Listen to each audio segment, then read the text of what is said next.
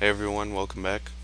The last tutorial we ended up finishing off with ship designs. Alright, for now we're gonna go into planets. Okay.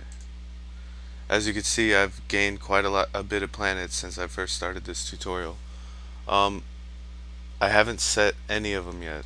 I think I'll only set the artifact one. Okay. First thing I'm gonna do is I'm gonna set my home planet to full factory.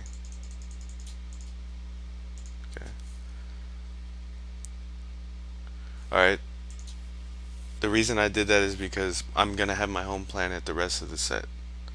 Um, I want it to have mainly factories on it. Okay, I don't want it to waste space with labs or military bases. It has some of them on there. That's good. In case I die, I can start back and have a little bit military MP, so I can keep my fleets running. But primarily, I want it on factory. Some people don't agree with that, but it's a personal preference, I guess. I choose factory. Um, all right, second planet, normal. Remember, I'm still researching. I'm gonna set this to research.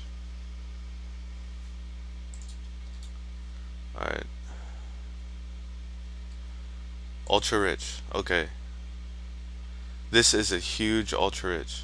Okay, I'm gonna set this to factory. I don't want to put labs on this planet. Huge ultra riches are the greatest planets in the game.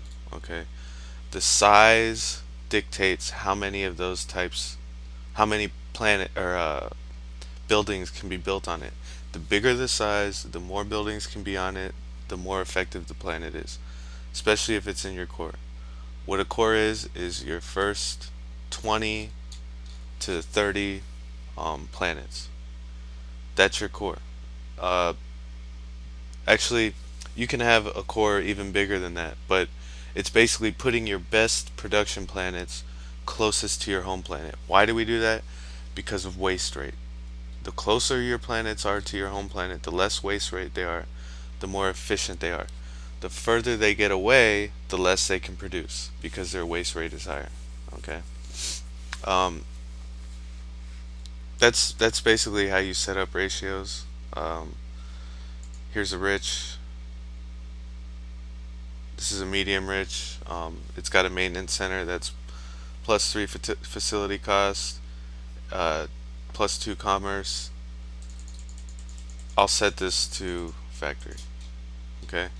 Um, Now that you guys have an idea of planets, I'm going to go on to concentration modes. Okay.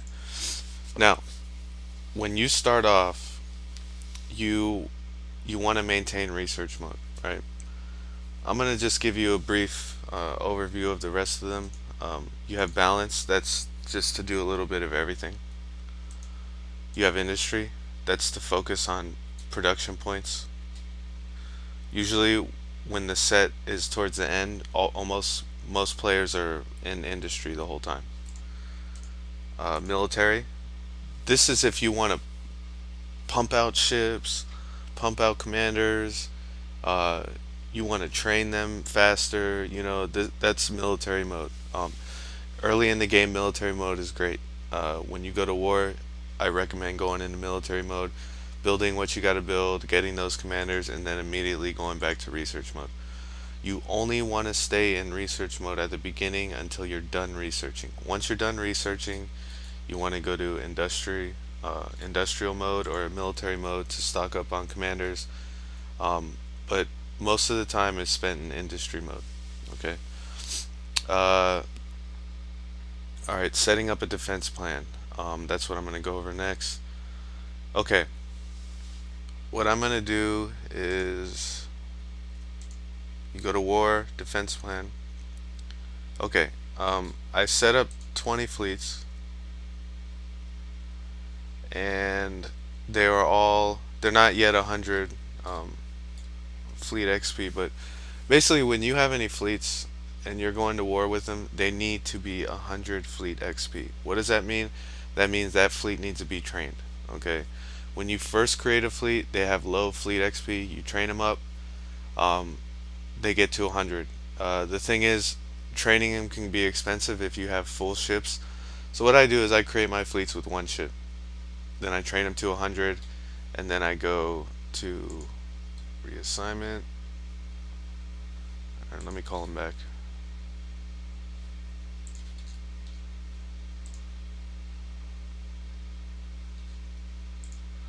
Okay,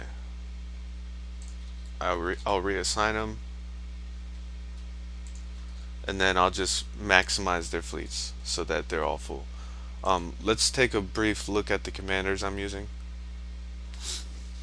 Okay, we'll do this by fleet ID. Okay, as you can see, I've organized these. I have 5 walls, 5 ballistic, 5 energy, 4 missile, and my flagship, my Armada commander. Okay. As you can see, my Armada commander is Class A. He's also an engineering specialist, which means he has a higher survival rate. And he's also lone with wolf, which means he's stealth. Okay, important thing about flagships. You want your flagship to be a lower ship class than the rest of your fleet. Why? Because it doesn't maintain aggro. That's why. You also don't want your flagship doing tons of damage. If it does tons of damage, it's going to die and your fleets are going to panic. Okay? Your walls, you want them usually a ship class higher. Okay? Here I have 5 walls. Hypothetically speaking, they all have the same ship right now. But for this defense plan, just use your imagination. These 5 fleets are battle cruisers. Okay? They're the walls we designed in the last tutorial. These are cruisers. They're ballistic cruisers. Okay? These are cruisers, these are cruisers, and this is a frigate. Okay? A frigate, and it's only on defense plan. Okay? When you attack somebody, you have to have higher than cruisers to take a planet from another cluster.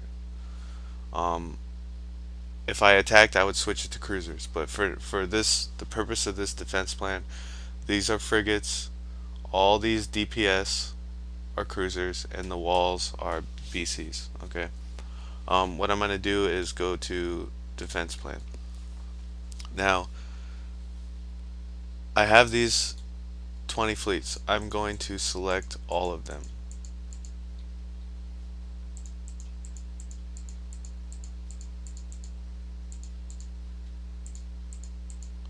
And I'm gonna make this my Armada capital. One thing, you guys, when you pick fleet commanders, unless it's impossible, you want them to be level 20. Okay, you want them to have high offensive and defense, and you want them to have a decent efficiency.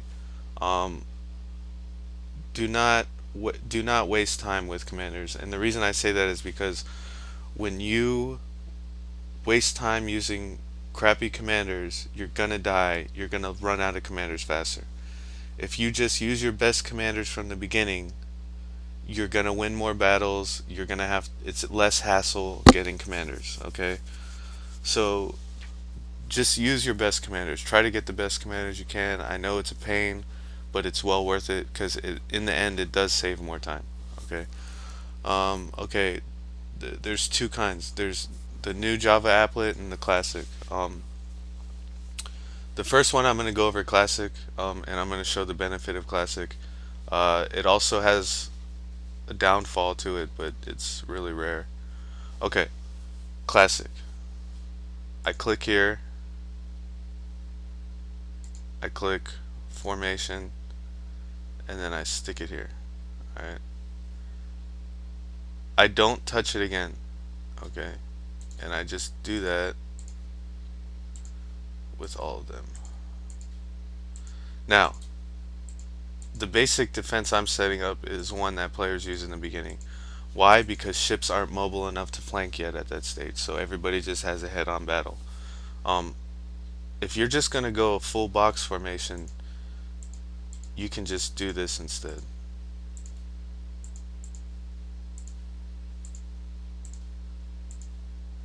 Notice what I'm doing. I'm setting up ballistic first, then energy, then missile. Everybody has their own preference. Okay. All formation. Okay.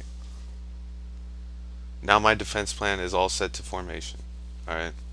Um, when we come back, I'm basically gonna give you just a little bit of advice about a defense plan. But in the beginning of the game, that's pretty much what you want. You want 20 fleets on your defense plan in formation. Um, you can do all missile if you want, whatever. But the way I set it up for this was wall, ballistic, energy, and missile. All right.